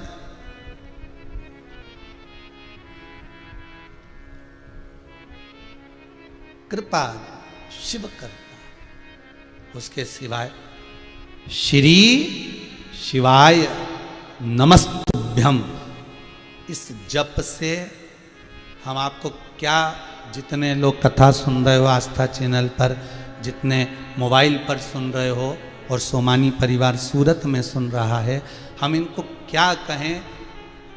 आप लोगों को अगर कभी व्हाट्सएप के सारे मैसेज पढ़ने के लिए दें तो आप पढ़ते रहोगे दिन रात कि हमने ये करा था, हमको ये फल मिल गया, हमने ये कथा सुनी, उसमें हमने ऐसा अनुष्ठान किया, हमें ये फल मिल गया। एक नारी ने अपना फोटो भेजा है उसका, कि उसको गर्भ में बच्चा, और चारों तरफ ये कोरोना की लहर, तकलीफ बढ़ गई, कुछ अंश आया, पर बाबा की कृपा ऐसी रही कि बच्चा जो जन्म, सब डॉक्टरों ने कह दिया था कि इतनी स्थिति में ये बच्चा नहीं हो सकता। शंकर की कथा सुनकर, शिव पर गुड़ की एक ढेली चढ़ाकर, और जो तुमरुका जी का नाम लेकर करा, उस नारी ने भी अपने बच्चे का जन्म लिए बच्चे का फोटो भेजा, चैनल वाले के पास है, दिखाई है उसको। ये शिव की कृपा है, इसको अनुमोदन कहते हैं, इसको शंकर का स्मरण कहते हैं। विश्वास है तो शंकर है, और विश्वास नहीं तो कुछ नहीं। मानो तो मैं गंगा माहूं, ना मानो तो बहता पानी। आज सारे दुनिया भर के लोग, अलग अलग प्रदेशों के, अलग अलग जिलों के लोग अपने अपने अखबारों में, न्यूज़ों में डालते जा रहे हैं, कथा सुनिए, 2 से 5 सुनिए। ये अमृत तत्व है, ये वो अमृत है जो फिर नहीं मिलेगा, ग्रहण कर लो। इतने अखबारों में ओके, एक प्रदेश से मतलब नहीं, कई प्रदेशों में, कई जिलों में, कई क्षेत्रों में कथा चल रही है। अब कथा चल रही है कुबेरेश्वर धाम में, ऑनलाइन चल रही है, सोमानी परिवार करवा रहा है, पर हर जगह जगह लोग उसको प्रसारित कर। 2 बजे से कथा आती, जरूर सुनना, वो अमृत तुल्य, आनंद तुल्य, उसका आनंद ही दूसरा, उसका तत्व ही दूसरा। सुनो, ये वो अमृत है, साहब पी लो इसको। हम फिर कह रहे हैं, एक बार जिसने शिव महापुराण की कथा को ग्रहण कर लिया, छूटती नहीं है साहब। एक कथा सुन ली राजगरिया परिवार की, दूसरी सोमानी जी की सुन ली, फिर कोई भगत खड़ा होगा, फिर सुनने को मौका मिल जाए। कथा रसतत्व में, जैसे उदर की तृप्ति के लिए भोजन जरूरी है, तो आत्मा की तृप्ति के लिए शिव महापुराण बहुत जरूरी है। तनाव से मुक्त होने के लिए, संसार के इस प्रपंच से छूटने के लिए शंकर का अनुमोदन करिए। कोई कहता है, रविंद्र जी ने कहा कि बहुत सारे देवी देवता हैं, एक है पर उसके फोटो अनेक हैं। कभी नारायण बन गया, कभी हरि विठ्ठल बन गया, कभी सोमनाथ बन गया, कभी बद्रीनाथ बन गया, कभी केदारेश्वर बन गया, कभी यमुनोत्री, कभी गंगोत्री। ये उसके फोटो है साथ। जिसको जो फोटो अच्छा लगा उसने दिल में उतार लिया, जिसकी जहां लगन लगी उसने उसको स्वीकार लिया। अपने भक्तों के लिए भगवान रूप रख रख कर आता रहा है, अपने भक्तों के लिए। इसलिए हिंदू धर्म पर गर्व होना चाहिए कि हिंदू धर्म का देवता रूप रख रख कर अपने भक्तों के लिए दौड़ दौड़ कर आता है। और धर्म का देवता कौन सा दौड़ कर आता है?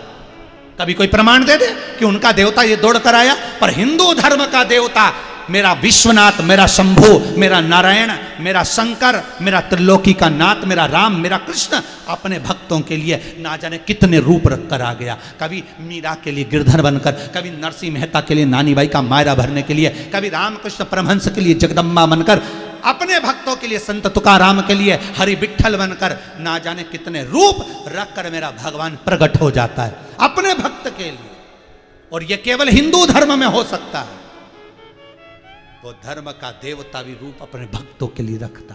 किसी और धर्म में कोई नहीं आया, कोई प्रकट ही नहीं हुआ, कोई जन्मा ही नहीं, प्रकट होकर ही नहीं आया, बस एक ही आया, बार बार रूप रख रख कर आया, बार बार वो रूप रखता। उसको पहचानने के नेत्र चाहिए। वो तुम्हारे सामने भी होगा तो तुम पहचान नहीं सकते, पहचान नहीं सकते।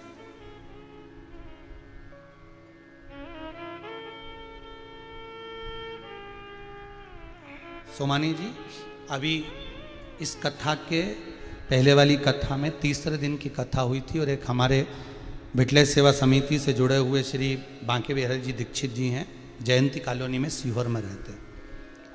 उनका एक ही लड़का, उसको कोरोना महामारी इतनी प्रबल हो गई कि ऑक्सीजन लेवल भी डाउन होता चले गया, और वो हॉस्पिटल में डॉक्टरों ने भी कह दिया कि अब कुछ जवाब दे दिया, कुछ कर नहीं सकते, कह नहीं सकते। हमारा नियम है, गौशाला से हम जब घर पहुंचे रात्रि को, बहुत देर से वो दरवाजे के बाहर ओटले पर घर के बाहर इंतजार कर रहे थे। पहुंचे, हमने कहा क्या बात है दीक्षित जी, आप कैसे आए, क्या हो गया, रो रहे हो आप? तो एक ही बेटा है, डॉक्टर जवाब देती है, बड़ा तकलीफ है। हमने कहा दीक्षित जी इतनी जल्दी हारोगे, इतनी जल्दी हारोगे? विश्वास, हम बार बार कहते सीहोर वाले महाराज पर भरोसा मत करना, भरोसा करना शंकर पर, इस पुराण पर, इस कथा पर। हमने वो शिव स्मरण का कहो, शंकर का नाम जाप करो, श्री शिवाय नमस्तुभ्यम जपते रहो, शिव जी का भजन करते रहो। श्वास देना उसका काम है, वो देगा। तुम भजन में कमी मत लाना। फिर वही बात है, तुम कथा संभाल लो, उसका भजन संभाल लो, उसका मंदिर संभाल लो, परिवार वो संभालेगा, जवाबदारी उसकी है। तुम तो कथा संभालो, तुम तो भजन संभालो, तुम तो नाम जाप संभालो, भजन करो, कीर्तन करो, नाम जाप करो, तुम्हारा परिवार संभालने की जवाबदारी उसकी, वो संभालेगा। 3 दिन में बालक ठीक हो गया, घर आ भी गया, भगवान की ऐसी ये ईश्वर है, उसको पहचानना बहुत कठिन है। हम दूसरे जगह की क्या कथा सुना, हम सीहोर की सुना दे। स्मरण करो शंभु का, स्मरण करो शंकर का। एक एक पल, एक एक घड़ी, एक एक क्षण में शंकर है। ढूंढने के लिए कहीं मत जाना, तुम्हारे सामने। तारकाक्ष, विदुम्माली, कमलाक्ष की तीनों अपने को प्रबल बनाने का प्रयास कर रहे हैं। वो प्रबलता तुम्हें भी आना चाहिए, वो बल तुम्हारे भीतर भी आना चाहिए कि अगर मैं जिस काम को करूंगा शंकर के भरोसे पर करूंगा, मैं शिव के भरोसे पर, मैं ओघड़दानी के भरोसे पर, मैं कुबेर भंडारी के भरोसे पर, कुबेरेश्वर महादेव के भरोसे पर करूंगा, मैं उस सोमनाथ, उस महाकाल के भरोसे पर, मैं उस विश्वनाथ के भरोसे पर करूंगा, फिर देखूं काम चले कि ना चले। छोड़ दो उसको, वो जाने। ग्राहक भी बनकर वही आएगा और व्यापार भी वही करेगा, चलाएगा भी वही, संभालेगा भी वही। सोमानी परिवार कथा में लगा हुआ है 7 दिन से, ये 5वां दिन है। फैक्ट्री कौन चला रहा है? वही तो चला रहा है। व्यापार कौन देख रहा है? वही तो देख रहा है। काम कौन कर रहा है? वही तो कर रहा है। तुम तो कथा का रास्ता, तुम कथा संभालो, वो संभाले, उसका घर, उसकी इजाजत, उसकी जमीन वो देखे। हम क्या, हम तो निमित्त मात्र, हमें तो भगवान ने पैदा ही करा निमित्तता के लिए, बाकी का है तो उसी का। हम कौन सा छाती पे बांध के लेकर आए थे? ऊपर से आए थे जब कौन सी फैक्ट्री, कपड़ा, मकान, दुकान, जमीन, जायदाद कौन सा लेकर? ना हम लाए ना आप लाए, कौन सा लेकर? ये तो सब उसी का है। हम तो निमित्त हैं, केवल निमित्त, उसके सिवाय कुछ नहीं, कुछ भी नहीं।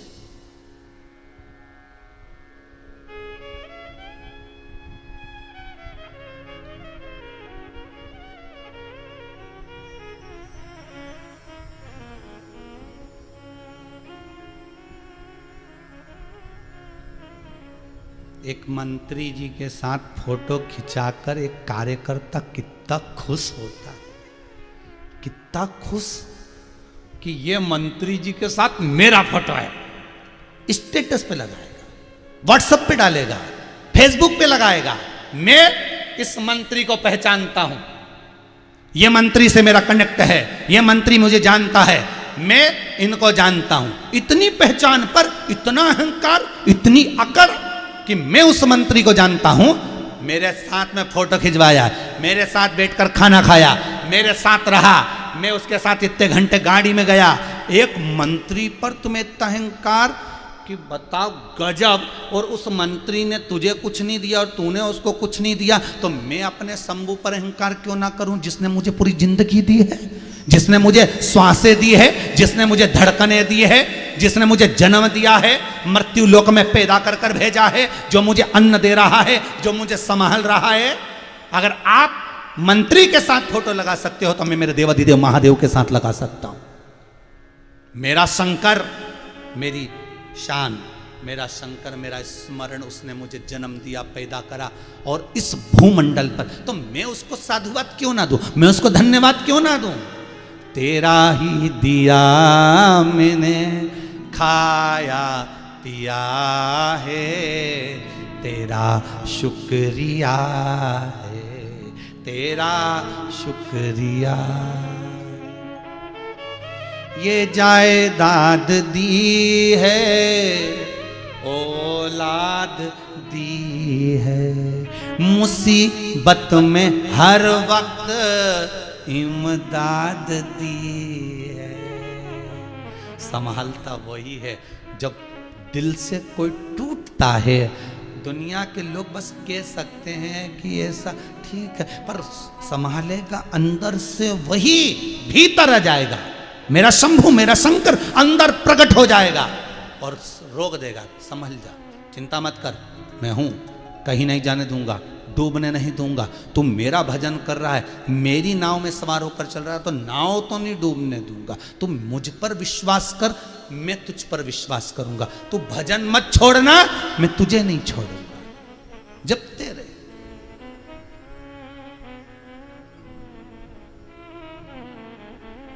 जब तेरे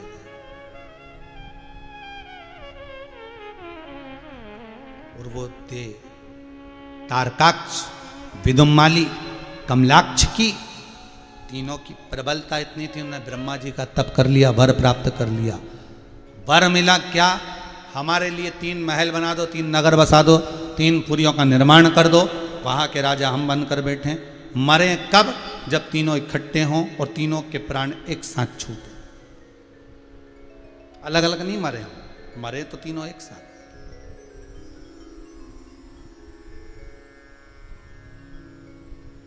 ब्रह्मा जी बोले तथास्तु। 3 अलग अलग नगर में अलग अलग महल बनाकर अलग अलग नगर में रहने लगे। इतना उपद्रव मचा दिया इनने, इतना उपद्रव मचा दिया कि देवता ना परेशान होकर भगवान शिव के पास गए। भोलेनाथ जी आप ही बचा सकते हो। शंकर जी बोले क्या हुआ क्या, ये बता। ये तीनों रहते हैं अलग अलग नगर में, इनको वर मिला है कि तीनों इकट्ठे होंगे तब मरेंगे, तीनों एक साथ मरना चाहिए। अब एक को मार दो तो वापिस जिंदा हो जाता, 2 को मार दो तो फिर जिंदा हो जाते। मरे तो तीनों एक साथ, और तीनों को मारने के लिए कोई ऐसी रणनीति होना चाहिए कि तीनों मर जाए। तीनों शंकर भगवान में वो आनंद बल है कि भगवान शिव की आरती में भी लिखा है ब्रह्मा विष्णु शिव तीनों एक। बस कह दिया ये मरा। एक काम करो, तुम 33 कोटि देवता सब पशु बन जाओ, सब पशु बनो। उससे क्या होगा? भागोगे, उनके महल में पहुंचोगे, वो तीनों तुम्हारे डर के मारे बाहर आएंगे, इकट्ठे होंगे, तीनों जब एकत्रित होंगे तब इनको मार दिया जाए। इन तीनों को बाहर लेकर आओ और हम मार देंगे। तीनों को बाहर लाओ।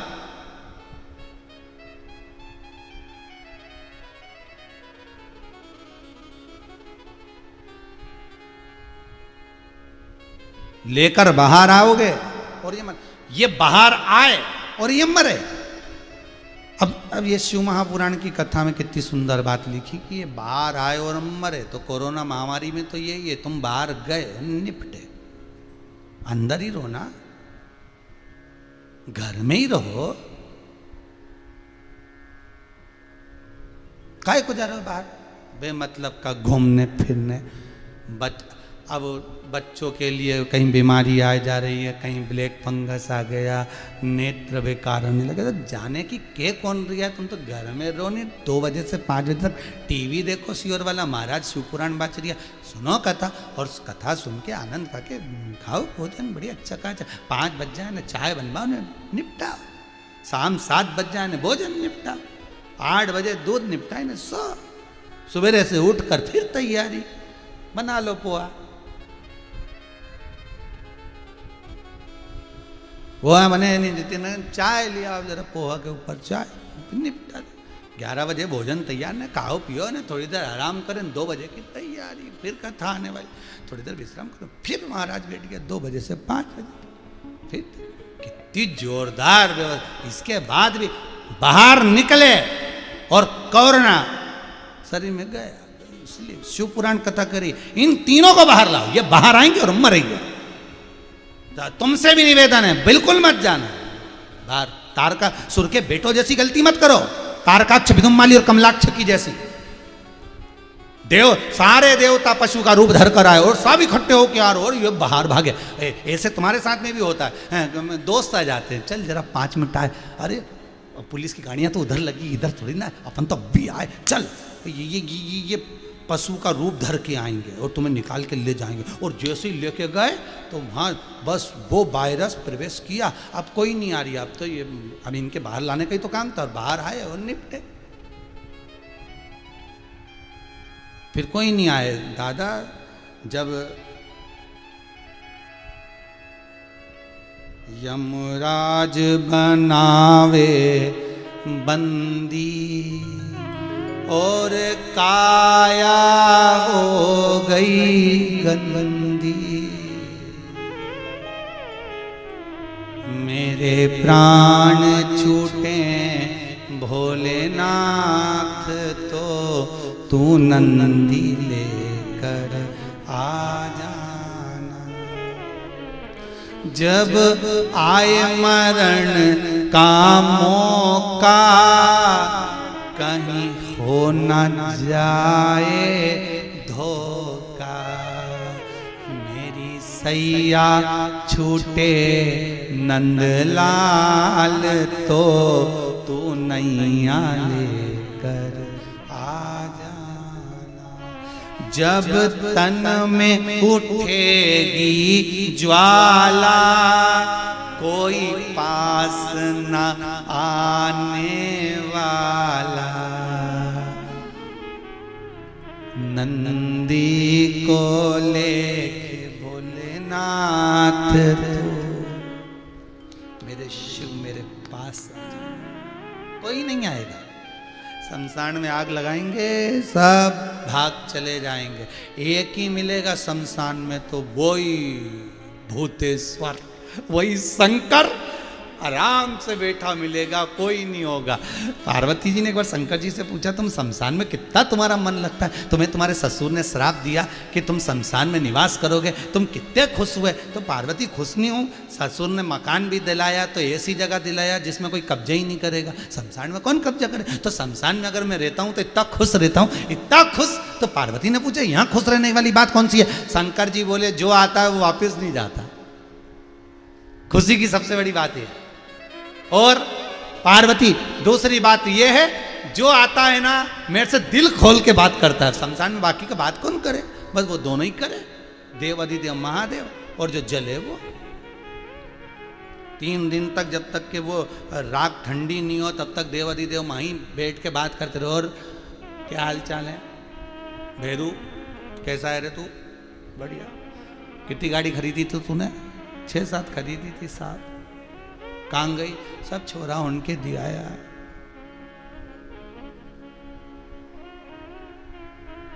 सारी बात करते करते करते करते 3 दिन पूरे हो गए।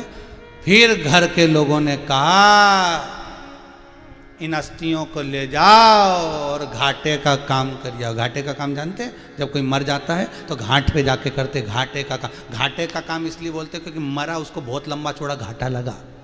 सब छोड़ के गया तो घाटे ही लगा बापड़े के, इतना कमाया था सब छोड़ गया तो घाटे का काम मई अंतिम समय में होता है, घाटे का काम। क्योंकि घाटा बहुत बड़ा लगा, सब छोड़ गया, गाड़ी बंगला जमीन जायदाद सब। शंकर जी बोले, और कैसा है? बस बढ़िया सा, आपकी कृपा है। घर वालों की याद आ रही क्या तेरे को?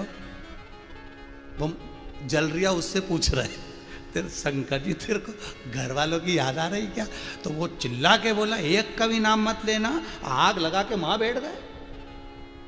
एक का नाम मत लेना भोलेनाथ। आग लगाई मेरे को और मां जाके बैठे इतनी दूर। ये नहीं सोचा कि बाप जल रिया कि मां जल रही कि बेटा जल रिया, कौन? ये रिश्तेदार। आग लगा के इतनी दूर बैठ गए और 13वें के दिन जाके नुक्ति और सेहो खा रहा है। तेरा दिन याद करे, क्यों रे मन सुमिरन क्यों नहीं करे? 13 दिन याद करे, 13 दिन माला चढ़ा, 13 दिन ताजे फूल की माला चढ़ा, 13 दिन कंडे पे धुनी भी दे घी शक्कर की, 14वें दिन कोई नहीं देने, घी साग खीर पूड़ी खाए और भाग जाए। इनका नाम मत लेना। शंकर जी बोले, तेरे परिवार वाले याद तो कर ले।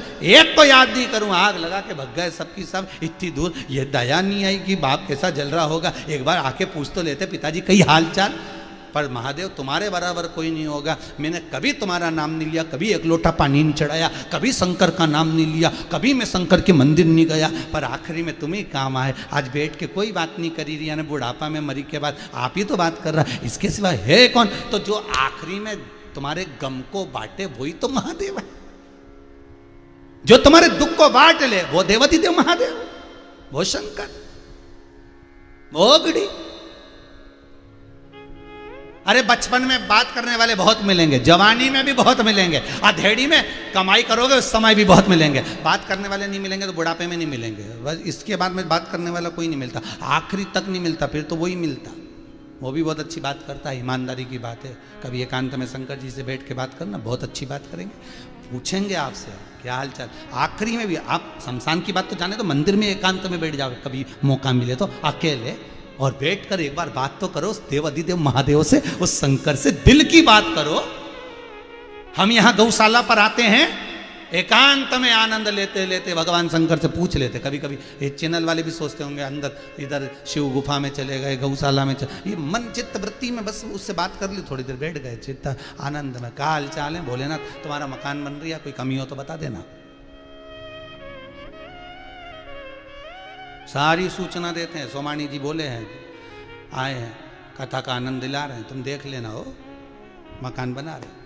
और भी तुमको कुछ चीज चाहिए हो, सोमानी जी यहीं हो, बता देना। शंकर आओ घड़ी एक एक उससे कुछ मत छुपा, दिल की सब कह दो, सब कह दो। अरे और धर्म में तो रविवार के दिन जाके कहते हैं, और धर्म में तो रविवार को जाते हैं अपने दिल की बात कहने लगे कि इनके सामने सब कह दो। और हमारे धर्म में तो हम रोज ही कह दो शिव जी से, वो एक दिन के लिए नहीं, माता पिता तो रोज के लिए होते, दिल से कहा। और भगवान ने तारकाक्ष, विदुम्माली और कमलाक्ष की तीनों के प्राणों को हर लिया। शिव जी बड़े नंदी का रूप रख कर आए थे, उनका शीश कमलाक्षकी ने काटा, नेपाल में जाकर गिरा, पशुपति नाथ बन गए भगवान। भगवान शिव पशुपति नाथ, पशुपति नाथ शंकर बनकर विराजित हो गए। आनंद हो गया, केदारेश्वर के रूप में शिव का आदर धड़ हो गया। तीनों राक्षसों का संहार कर दिया मेरे देवाधिदेव महादेव ने। आनंद में अलमस्त होकर शिव बैठे, शंकर बैठे। फिर निवेदन, शिव जहां एकांत में हो, शंकर जहां अकेला हो, वहां थोड़ी देर बैठना। अभी तो ये कुबेरेश्वर धाम में किसी को आने की अनुमति नहीं, कोरोना महामारी के कारण, लॉकडाउन के कारण। जब बाबा कृपा कर दे, ये कोरोना महामारी समाप्त हो जाए, लॉकडाउन हट जाए, उसके बाद, और अभी तो बाबा बैठे ही नहीं है, जब बैठे एकांत में तब आपको मौका मिले, और अंदर जाकर जब बाबा के मंदिर में आप एकांत में कुछ क्षण बैठो, कुछ क्षण जब बैठोगे तो आपकी दिल की बात आप बाबा से कह सकोगे। बाहर की कोई चीज आपको दिखेगी ही नहीं। मां, ये कुबेरेश्वर जो मंदिर बन रहा है, इसमें बाहर का कुछ नहीं दिखेगा। आप अंदर एक बार चले गए ना, तो उसमें ना तो खिड़की है ना झरोका है। बस एक बार अंदर जाके बैठ गए तो बस भोलेनाथ है तुम हो, पार्वती जी है, गणेश जी है, कार्तिकेय है, नंदीश्वर है, तुम हो। और अपने दिल की बात सब कह दो, बाबा से सब निवेदन कर, कोई नहीं उस बीच।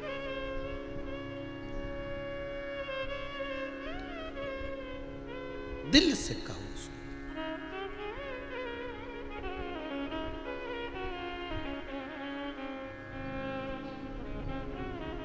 लगन तुमसे लगा बैठे जो होगा देखा जाएगा, तुम्हें अपना बना बैठे जो होगा देखा जाएगा। शिव ओघड़ी, दानी, दातार, शंभो, त्रिलोकी का नाथ विराजमान।